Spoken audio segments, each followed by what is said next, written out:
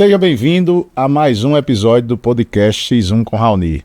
Para nossa alegria, o tema continua sendo educação e eu vou dizer a vocês, foi de uma área que eu não tive um progresso muito bom não. Peguei um professor alemão de geologia, você já sabe o que eu estou falando, né? Geografia.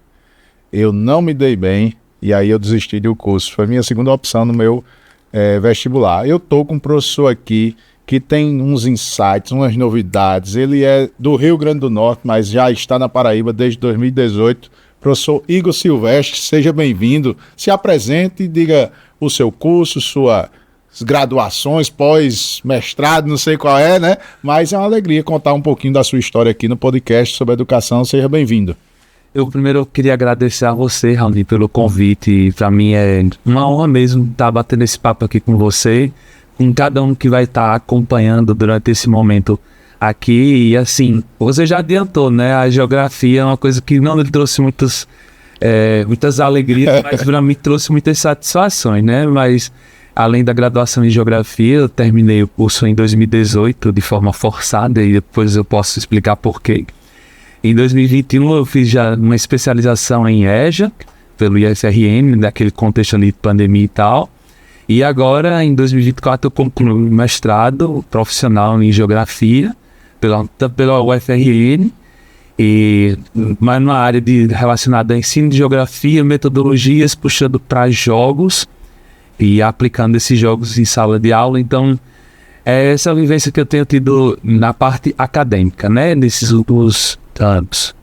E, concomitantemente a isso, na escola, na parte prática, eu tenho desenvolvido aulas que são voltadas para o Enem e também projetos que, numa temática de educação ambiental e sustentabilidade, que tem sido, assim, algo que eu ainda não tinha trabalhado na minha pequena experiência como professor e que tem sido para mim hoje um motivo de estar na escola, de permanecer, de ressignificar, de pesquisar, de aprimorar, de estudar mais. Então, assim, tenho me descoberto nesse ano 2024, agora 2025, tem muitas coisas na minha mente borbulhando para 2025. Então, é isso, hoje eu tenho pensado. E o mundo hoje debate educação ambiental, debate mudanças climáticas, debate necessidades que a sociedade precisa atender para que exista uma civilização daqui a um tempo.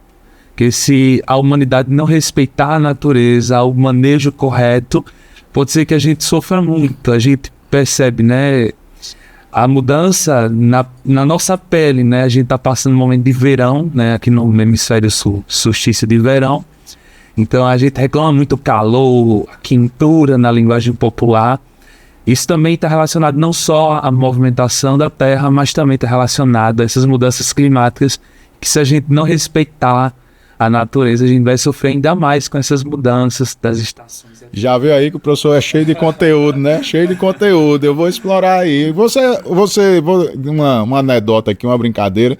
Você, quando sai de casa, você já fica imaginando os pontos cardeais, não? Não. A sua cabeça é uma bússola, não? Acaba que eu tenho hábito de diariamente, pronto, para vir para cá, eu abro o aplicativo de deslocamento, por mais que eu saiba chegar aqui, eu abro o aplicativo de deslocamento, esses populares, o Maps, o Waze, para ver o melhor percurso, se está tendo algum trânsito. Eu tenho esses hábitos para ir para o trabalho diariamente, por mais que eu já faça o mesmo percurso. Se aconteceu alguma coisa. Eu tenho esse hábito de localização, né? Aí me diga aí, você iniciou e terminou forçado geografia, foi?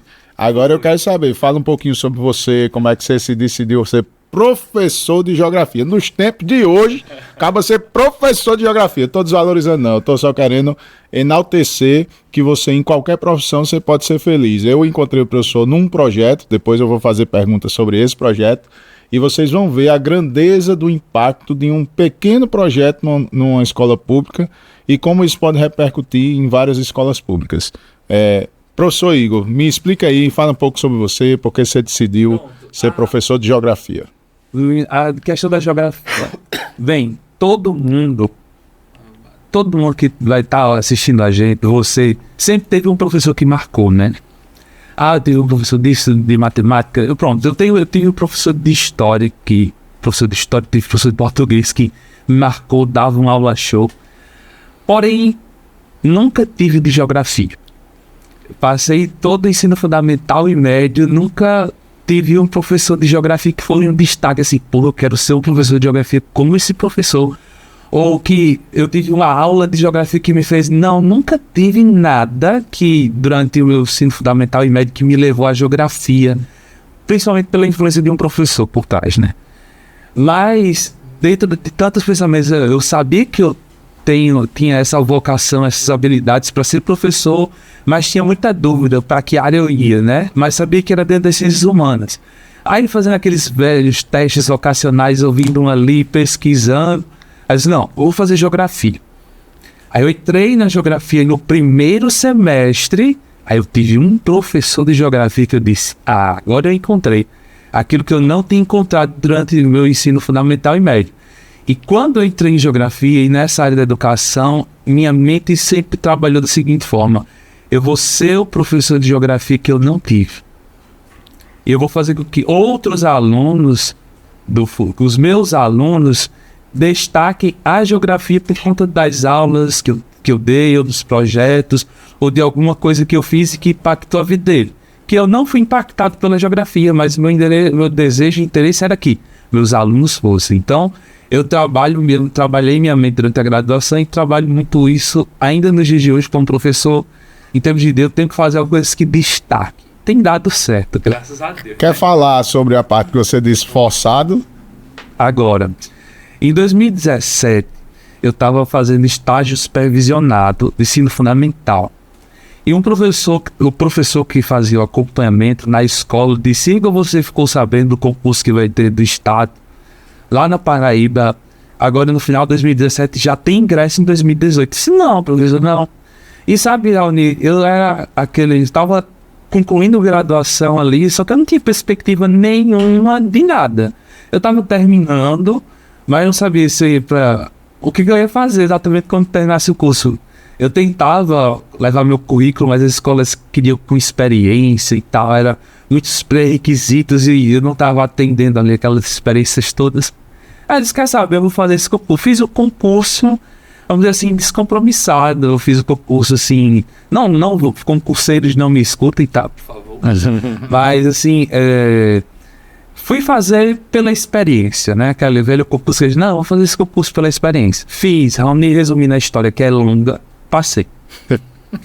Fui nomeado ali em janeiro de 2018 e quando saiu o resultado da minha aprovação, eu ainda tinha 18.1 para cursar geografia. Eu tinha 3 disciplinas: estágio supervisionado de ensino médio, Eita. astronomia e educação ambiental. Nunca esqueci porque realmente eu vivenciei muitas coisas nesse momento. E dentro da universidade há uma lacuna dentro do regimento interno que permite que alunos que estão no último semestre consigam assumir concurso público, uma vez que sai a aprovação e tudo mais, se atinge uma série de critérios. E assim, por propósito de Deus, eu acredito muito nisso, eu atingi cada um desses critérios, que não eram poucos. Por exemplo, as 3 tinham que ser no máximo 3 disciplinas, era o meu caso. Todas as disciplinas tinham que ser obrigatórias, era o meu caso. E assim, terminei o curso de geografia forçado, foi nesse sentido, né? Num bom forçado, né? Foi. Então eu não cursei essas disciplinas, eu atendi uns critérios que cada coordenação do curso, eram 3 disciplinas, que cada disciplina tinha uma coordenação de curso diferente. Então cada coordenação exigiu algo de mim diferente. Foi uma luta, foi um mês de muita luta para conseguir essa conclusão, o certificado para me tomar posse aqui no estado. Então acabei que foi de forma forçada. Positivamente forçado, né? O que mais te encanta na geografia? A geografia, ela é uma ciência, vamos dizer assim, em simples palavras, né? Os geógrafos tradicionais, geógrafos acadêmicos não gostam muito, mas para facilitar para quem está também nos ouvindo, a geografia é uma ciência muito ampla, Raoni. Para onde a gente observa, a gente vê geografia. Se a gente desce de onde a gente está, desse prédio, vai para a rua, a urbanização é geografia. A gente tem o privilégio de olhar para um lado, a gente vê uma vegetação, a gente vê geografia, a gente vê a mobilidade das pessoas, as pessoas são geografia.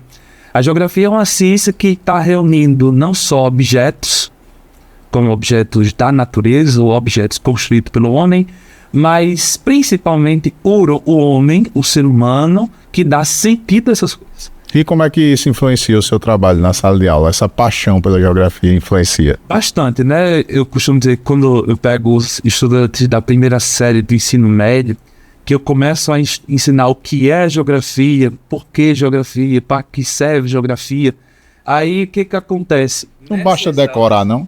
Não. É muita coisa. Eu tô vendo, é amplo mesmo. Não, você vai para a parte, como você falou, da geologia no início aqui dessa conversa, só diversidade de rochas, de solos, de temperaturas, e assim vai, de variedade de continente para continente, altitude, e enfim, é muita coisa para decorar. Não dá para decorar, tem que aprender.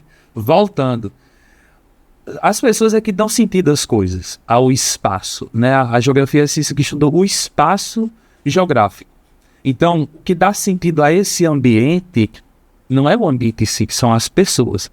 Então, eu posso pegar esse mesmo ambiente que a gente está usando de podcast e fazer um escritório.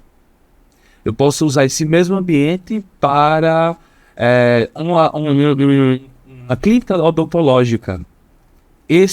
O ambiente, os espaços, quem dá significado são as pessoas. Então a gente pode pegar, antigamente era muito comum isso, prédio, hoje a gente vai soltando a pipa, vamos ter que puxar, mas... Você vê que antigamente os cinemas não eram em shopping center. Os cinemas eram nas ruas, era um prédio de cinema. Hoje quando as pessoas eu vou ao cinema, a maioria dos cinemas aqui da cidade, eu acho que é a maior. Todos eles estão situados dentro de um shopping center, né? Mas antigamente o shopping, quer dizer, o cinema não estava dentro do shopping, era um prédio que ficava numa rua. Não sei exatamente aqui em João Pessoa onde acontecia isso, mas, por exemplo, lá em Natal fica... Era o Plaza e o Municipal, era lá no centro. Pronto. Lá em Natal, que é onde eu lembro agora exatamente, tem o cinema funcionou na Marechal Deodoro da Fonseca, do lado da Catedral, que hoje é uma igreja. Veja, o mesmo espaço, há um período, tinha uma paisagem chamada cinema. Paisagem é um conceito geográfico. Que com o passar dos anos deixou de ser cinema, a paisagem mudou, virou uma igreja. E a funcionalidade também mudou. Então, assim, a geografia é apaixonante pela essa dinamicidade. E ela se confunde em algum momento com uma história, já utilizando aí essa questão das paisagens, se confundem?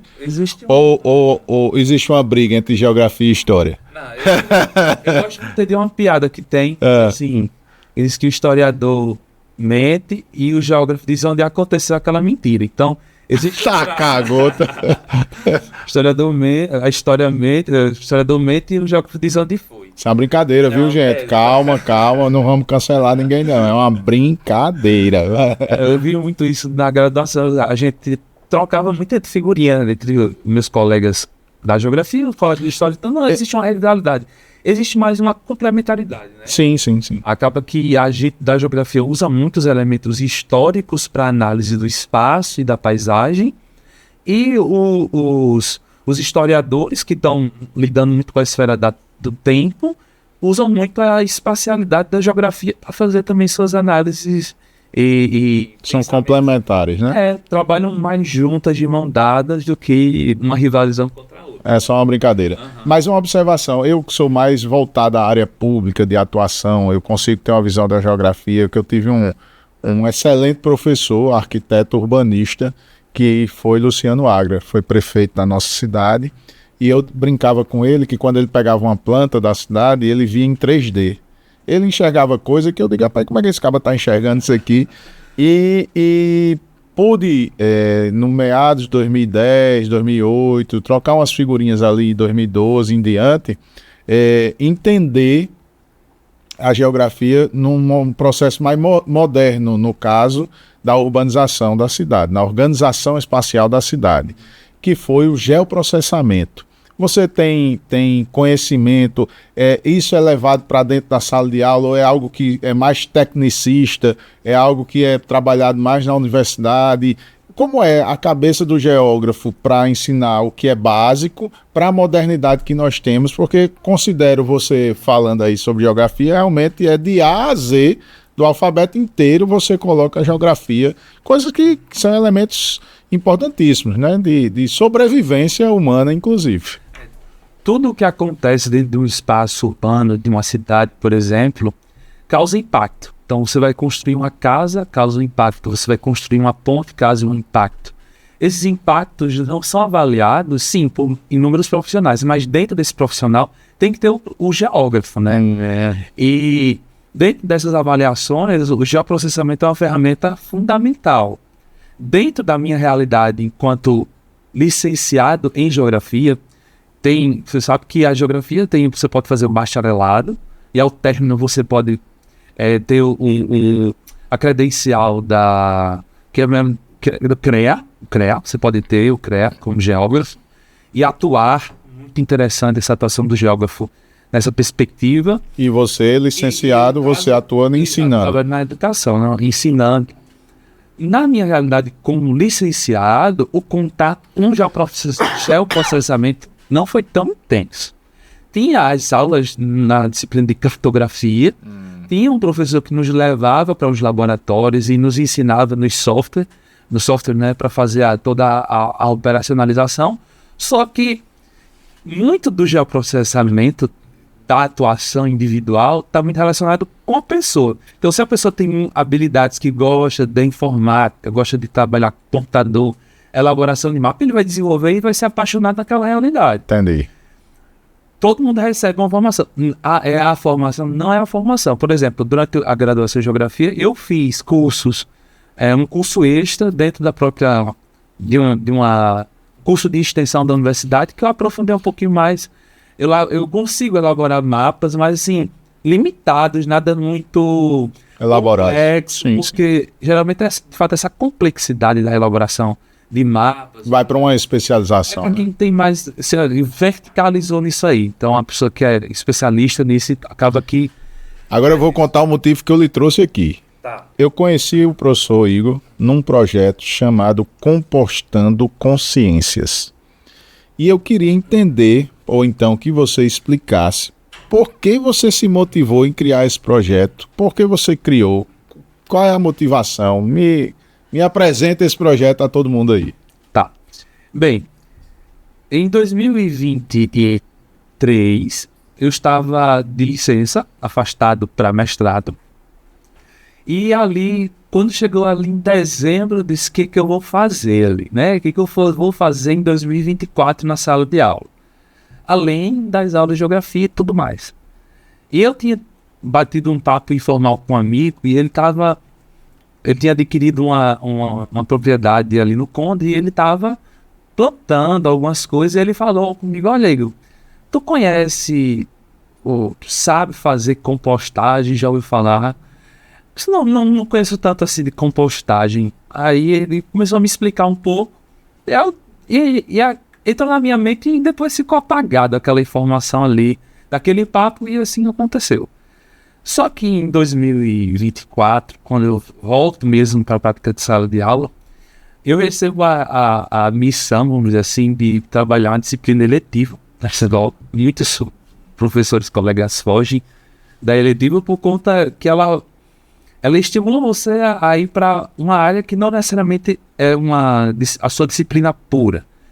Então, na eletiva, eu pensando, o que eu vou fazer esse ano, o que eu vou fazer? Aí, rapaz, eu acho que eu vou fazer compostagem. Eu lembrei do meu amigo, eu disse, rapaz, ele usa a matéria orgânica da casa dele. Rapaz, a gente tem uma escola que é integral, no caso eu trabalho numa escola pública integral. Lá na escola, diariamente se faz alimentação para os alunos, se produz alimento, se faz alimento. E dentro dessa perspectiva, existem os restos orgânicos. Existem os restos daquilo ali.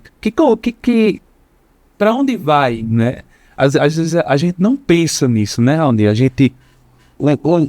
come um chiclete, joga aquele plástico ali fora, ou come um salgado e come pega aquele papel e joga fora. A gente muitas vezes coloca no lixo e parece que o lixo resolveu todos os problemas.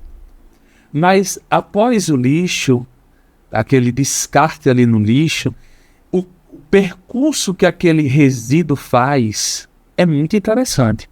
Então, naquele mesmo saco que você jogou um papel ou um plástico, alguém jogou uma casca de banana. E tudo ali vai para o mesmo saco, que vai para o mesmo caminhão, que percorre o mesmo percurso e que vai lá para o aterro. E todo mundo é descartado da mesma forma. E a gente está enterrando o problema. O aterro é simplesmente enterrando um problema. E que talvez não vai ser a gente, Raoni, que vai ter que lidar com esse problema daqui a uns anos. Vai ser os nossos netos, nossos bisnetos. Vão ser outras pessoas que vão ter que lidar com a problemática do aterro. É a mesma problemática da energia solar. É o que você vai fazer com as placas daqui a 20, 30 anos que elas não têm mais função. Então são perguntas que a gente tem que fazer hoje para poder pensar na solução do amanhã. Então assim, a compostagem vem nisso. Então a escola produz tanto resíduo. O que eu posso fazer com esse resíduo? Se eu posso fazer compostagem. Aí eu juntei, fiz uma ementa da eletiva, pensei na metodologia, coloquei o passo a passo, o que eu tenho que fazer. Aí eu disse, não, então vamos lá, vamos fazer uma eletiva que não começou dessa forma, com esse nome Compostando Consciência. Esse nome já vem da maturidade do projeto. Porque minha ideia era a seguinte, e aconteceu da seguinte forma. A escola produz o resíduo orgânico, eu levo para um espaço lá da compostagem, a natureza faz a compostagem e a gente só faz o monitoramento dessa compostagem. O manejo. O manejo e também o monitoramento ao mesmo tempo, o manejo e lidando com tudo aquilo ali. E ao mesmo tempo que isso está acontecendo, eu me aliei a os aparelhos, a internet, as redes sociais para divulgar para as pessoas que elas podem fazer compostagem em suas casas. Que as pessoas podem desenvolver essa prática de educação ambiental e sustentável em seus lares. Precisa ser um balde, que nem eu faço lá na escola. Não, mas você pode fazer com garrafa PET. Vai ser como você vai lá na escola com pilha de compostagem? Não, você pode fazer em garrafa PET, que é mas, eu moro em apartamento. Mas dá para pegar a borra do café, tá lá fazendo uma sopinha, a casca da verdura, ao invés de jogar no lixo comum, misturando com papel, com plástico e tudo mais, separa numa vasilha, bota para compostar. Às vezes você tem uma planta em casa, às vezes você não tem uma planta, mas seu vizinho tem, seu amigo tem, sua mãe tem. Pega aquele adubo que é produzido, aquele ali, leva adubo para uma pessoa. Então assim, é esse tipo de atitude que, se a gente começa na minha casa, na sua casa, na casa do aluno, isso vai mudando uma visão. Essa mudança de visão, quais foram as primeiras reações ali dos alunos e da comunidade escolar em relação ao projeto? Muito preconceito. Foi mesmo. Muito. Porque as pessoas dizem, vai lidar com lixo, né? Vai feder, vai trazer rato, barata, vai feder minha casa, vai feder a escola. Não, já estou há 1 ano nesse projeto, nunca, nos baldes da compostagem não proliferou barata, não tinha rato, não tinha nenhum inseto ali que causasse problemas nenhum, de forma nenhuma. Não causa mau cheiro, por incrível que pareça, se você obedecer o passo a passo, só de resíduo orgânico. Não, veja, resíduo orgânico é uma coisa, resto de comida é outra, tá? Então, com resíduo orgânico não causam problemas nenhum. Os alunos, eu vou pegar em lixo. Imagine só, após um lanche da manhã de cuscuz com ovo, imagine a quantidade de casca de ovo que se produz. Tudo é pro lixo. Que eu pegava casca de ovo, trazia lá pra compostagem, quebrava toda a casca de ovo, tinha uma vasilha lá, uma vasilha, um pote lá que eu tinha, eu quebrava com os alunos todas as cascas de ovos, colocava para secar aquilo ali, depois eu misturava tudo na compostagem e aquilo ali vai virando matéria orgânica, né? E aquilo ali tinha que ser aplicado em alguma coisa, né? Eu posso falar isso mais na frente. Mas em relação a isso, os alunos, alguns colegas encararam assim, aquele olhar atravessado.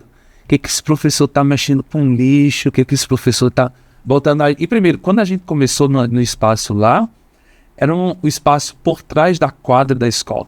Qual é a escola? Celestino Malzac, lá no Valentim. Era um espaço não utilizado, um espaço escondido. Então, se não é utilizado, é escondido, consequentemente, dentro da nossa realidade de escola pública, vai virar um espaço abandonado, que o mato vai crescer, que vai virar depósito de lixo, não só da escola, não estou falando da escola em si, mas da própria população que, infelizmente, joga lixo pelo muro da escola. A gente lida com isso. Então, a gente lidou com esses inúmeros preconceitos e problemáticas. O que a gente fez? A gente limpou todo o espaço, começou a dar vida ao espaço, a gente colocou os baldes da compostagem lá, começamos a fazer a compostagem e as pessoas começaram a notar a transformação, a comunidade escolar começou a notar a transformação do espaço, da consciência dos estudantes, porque a gente fazia uma parceria também, não só com os estudantes que coletavam esses restos, mas também a gente fazia uma parceria com as merendeiras, com a gestão, que tinha que fazer um diálogo para eles entenderem toda essa dinâmica do processo, do projeto, entenderem isso aí. Então, foi difícil no início, mas depois que eles começaram a notar os resultados e a importância... Aí você faz a compostagem para quê? Qual é o destino final da compostagem aí? Vocês entenderem. O professor pegou uma área abandonada do colégio, viu que ali só crescia mato, pegou a aplicabilidade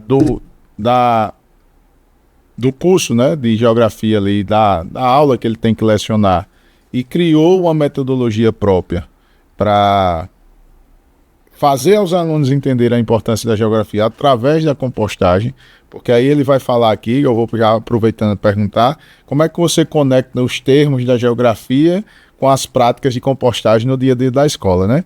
Como é que isso se conecta para que você... Então ele transformou essa realidade e meu desafio para ele é que a gente leve isso para todas as escolas, né? Esse é um desejo que eu externei quando eu conheci o projeto através da professora Isabelle e o professor Igor me mostrou, eu fui na escola, né? Isabelle mostrou o cantinho lá e eu queria que você explicasse também como é que você consegue conectar a geografia com esse projeto da compostagem. É muito interessante falar sobre essas conexões, como a gente estava falando da geografia em si, como ela é ampla, como ela vai dialogando e entrando em diversos ambientes. Então, aquele espaço ali que acontece a compostagem, a gente está trabalhando uma temática ampla chamada educação ambiental e sustentabilidade, né? É um tema muito importante que a gente, da geografia em si e também o mundo, vem discutindo isso muito ali a partir da década de 70, 1970 para cá, as primeiras conferências através da ONU e as COPs e a Rio, e assim, essas conferências vêm trazendo para o debate as mudanças, a necessidade de trabalhar o desenvolvimento sustentável, a educação ambiental. Então, a geografia, ela vai trabalhar muito em diálogo com essas temáticas e fazer com que o estudante compreenda não só o aspecto natural do processo, isso é muito interessante compreender o ciclo da matéria, mas também compreender a dinâmica humana, espacial, a sequência, a economia que está relacionada com isso aí. Porque se qualquer um de vocês, depois que terminar o podcast, você fizer uma pesquisa, o valor do litro de um chorume biofertilizante que é produzido pela compostagem, você vai ver que tem valores de 40, 50, 60, 70, 80 reais um litro dele puro. Imagine você produzir do lixo, entre aspas, 20 litros, 50 litros, só você destinando da forma correta e fazendo o manejo da forma correta. Eu ensino os alunos também esse viés, que eles podem transformar. Empreendedorismo, né? Podem. E também tem um outro viés. Às vezes a gente tem uma planta em casa, a gente tem uma pequena horta em casa. Eu gosto de plantar um coentro, uma cebolinha, um hortelão, um manjericão, tá ali. Pimenta. Uma pimenta. Então você tem esses pequenos plantios em casa, a gente chama também de quintais produtivos, você tem esses quintais produtivos, que tal você associar esse quintal produtivo, uma horta, à compostagem? Então, os primeiros 6 meses do projeto na escola foi fazer com que os alunos entendessem o que é compostagem, a importância e para que serve. Quando passou os 6 meses, eu disse, não, eu preciso agora, eu preciso me desafiar a montar a destinação aqui dentro da própria escola, essa compostagem, esse produto, esse líquido, ou até mesmo a parte sólida que fica. Então, eu disse, agora eu vou montar a segunda parte do projeto, que é a horta escolar. Já existia um projeto de trabalhar com plantas na escola, mas não havia um projeto específico de horta. Já houve, mas não perdurou. Aí eu disse, não quer saber, aí eu conversei ali com alguns professores e com a gestante se eu vou colocar uma horta. Tudo bem, tudo bem. Aí eu montei a horta. A horta partiu do seguinte, pronto, a gente vai fazer canteiros reutilizando pneus de borracharia. Os alunos tiveram o desafio, eu não peguei pneu para nenhum aluno, foram eles mesmos sendo desafiados aí na borracharia, se juntaram em grupos, foram lá, adotaram o pneu, pegaram os dados da borracharia, do borracheiro, anotou quando pegou, explicou para que era, olha, eu estou pegando esse pneu, que é para usar lá na escola, a gente vai montar um canteiro de horta, dentro dele a produção a gente vai trazer para você, vai dar um feedback a você. Eles fizeram esse processo. Eles eram responsáveis, eu não regava a horta de ninguém.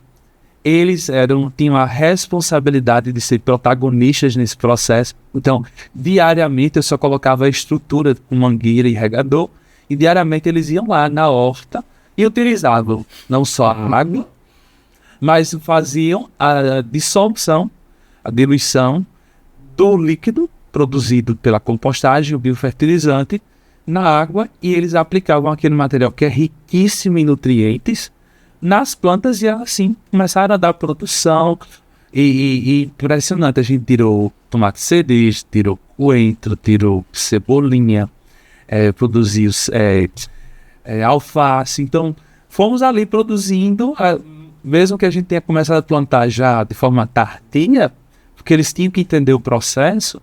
Mas a gente já teve pequenos resultados que eles entenderam. Poxa, eu posso, na minha casa, fazer um ciclo, na verdade. Eu posso começar reutilizando a casca, esse material que é para o lixo, produzo adubo, esse adubo eu posso aplicar nas próprias plantas da minha casa, posso plantar na minha própria horta, e foram os relatos que eu vi. Minha avó já cuidava de horta aqui em casa, e a gente começou a implantar essas metodologias, a compostagem em si, a gente já tem notado resultados. Já que você contou essa história aí, existe algum momento ou esse resultado aí do projeto que marcou a trajetória sua como professor, já nesse primeiro ano desse projeto? Sim, eu recebo mensagem, professor, eu vou roubar meu pé de tomate, eu vou levar para mim. Eles ficaram, assim, envolvidos, diariamente eles estavam lá. Quando isso agora no letivo, eles sentiram muita falta do projeto, disse que eles estavam acostumados a diariamente ir lá cuidar, regar, tirar o matinho ali que estava crescendo, que não era adequado para a horta.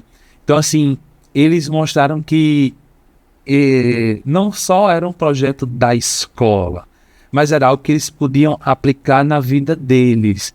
E eles conseguiram. Muitos deles, não todos, porque nem todos vão fazer essa perspectiva, mas muitos chegaram para mim e dizer, professor, eu estou aplicando, estou fazendo aqui em casa compostagem, estou com a minha horta. Pegavam as sementes, eles produziam, entenderam como se produz semente, se aproveita sementes, e assim foi. Então, é notório a alegria que eles tiveram nesse processo, e principalmente não só no plantio, no acompanhamento, mas no resultado. Quando começaram a ter produção, começaram a levar para casa, a doar para as merendeiras fazerem a parte da comida da escola. A gente levou muitas vezes coentro para as merendeiras colocarem na refeição da escola. Então, assim, isso foi gratificante ver essa alegria. E os alunos que começaram lá no início comigo, e quando chegaram no final, eles ficaram assim encantados como evoluiu e como eles perceberam que aquelas pequenas atitudes podem trazer grandes mudanças não só individual, mas também na casa e também atingindo as outras esferas da sociedade. Né? Quais são os principais desafios que você enfrenta ao lidar com a educação ambiental numa escola pública? Trabalhar principalmente um preconceito, porque as pessoas talvez entendam a educação ambiental só como plantar mudas, produzir mudas. A reciclagem, a compostagem, passam... Você pegar, eu conheço uma professora que desenvolve um projeto de reciclagem na escola dela, assustador, com causa impacto positivo. E se a professora tivesse um espaço, como um galpão, para junto com os alunos dela desenvolverem o trabalho dela, seria algo extraordinário aqui em João Pessoa. Depois eu posso até falar mais sobre isso. A reciclagem, a compostagem, as pessoas não querem trabalhar, vamos dizer, esse trabalho sujo, vamos dizer assim.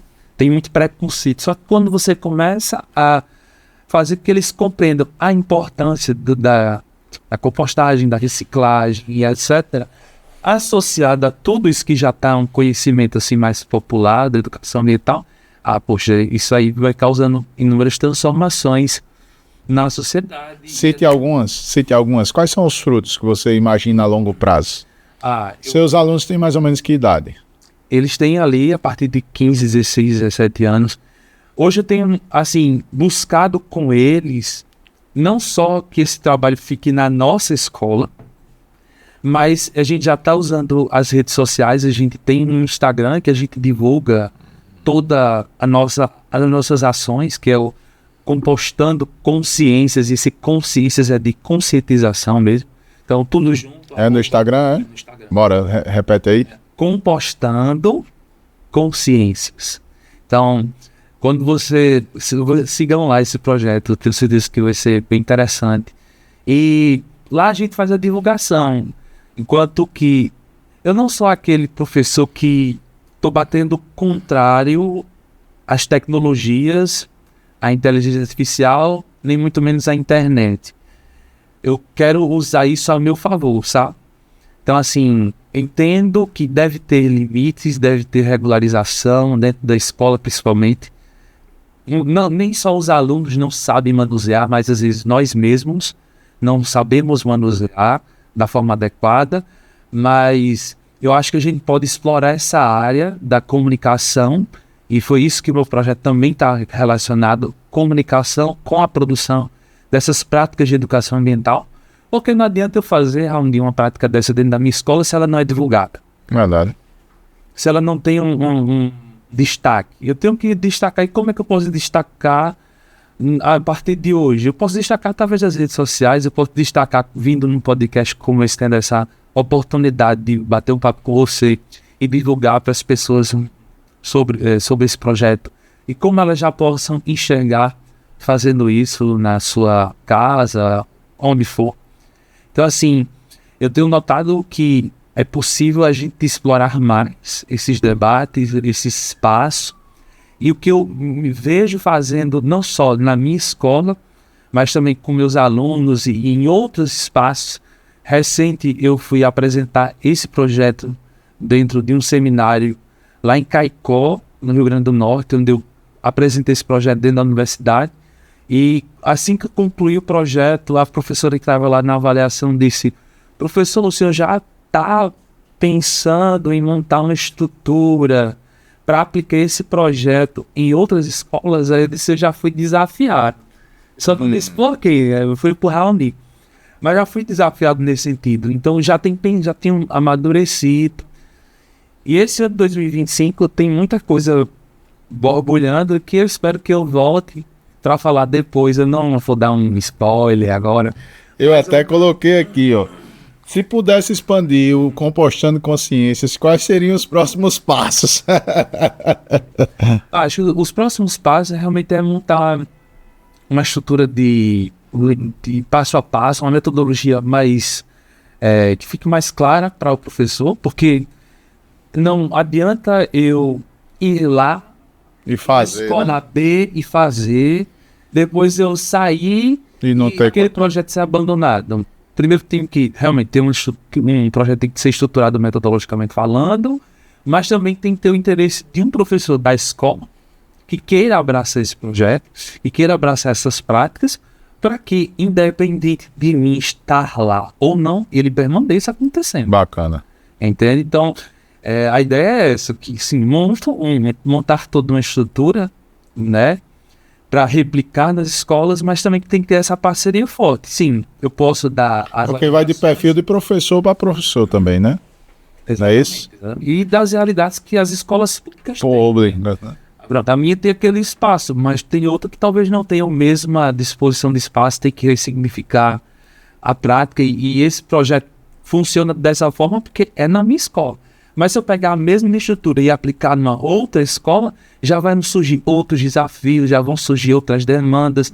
O projeto vai passar por adaptações para que aquela escola absorva o projeto. Então, assim, é entender as diferentes realidades, por mais que seja um projeto assim, que não é tão complexo, mas que cada realidade deve ser primeiro analisada, compreendida, para poder aplicar na sequência o projeto. Tenho mais 2 perguntas para a gente se encaminhando para o final.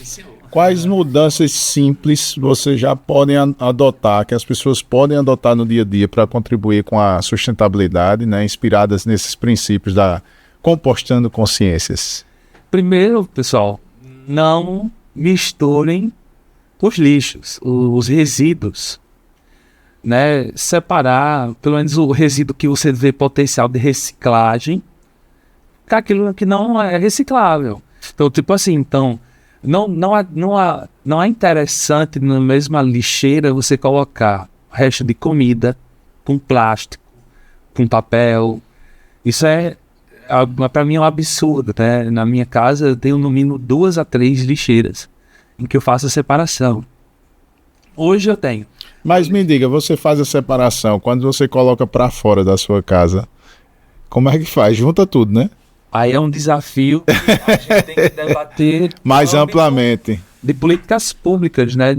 Por mais que existam espaços que sejam destinados a colocar o vidro, colocar o papelão, para colocar o plástico, às vezes a coleta, no ato de coletar... É tudo junto. Por mais que eu separe em casa, faça a minha parte, mas a coleta pública não está favorecendo.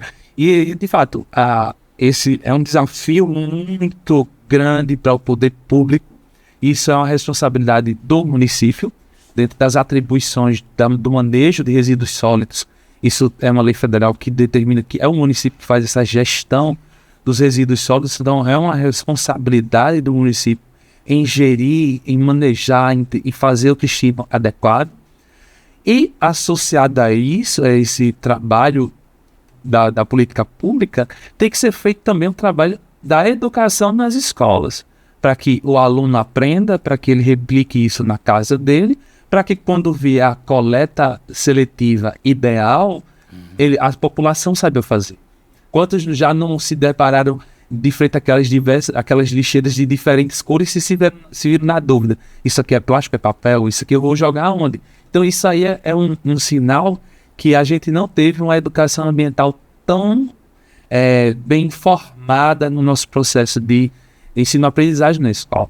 Então, o básico que qualquer pessoa pode fazer já hoje é de destinar um espaço para resto de comida, um espaço para compostagem e um espaço para o que for reciclável. Então, pode plástico, ali separando papel e etc, né?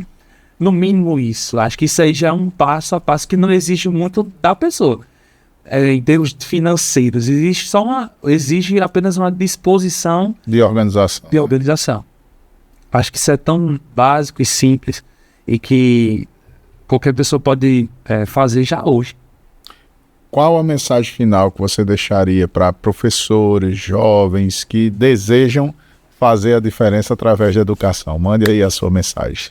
Eu acho que qualquer pessoa... Agora eu faço uma pergunta que eu participei de um curso, Mastermind, e ele fazia a pergunta: você acha ou tem certeza? Tenho certeza.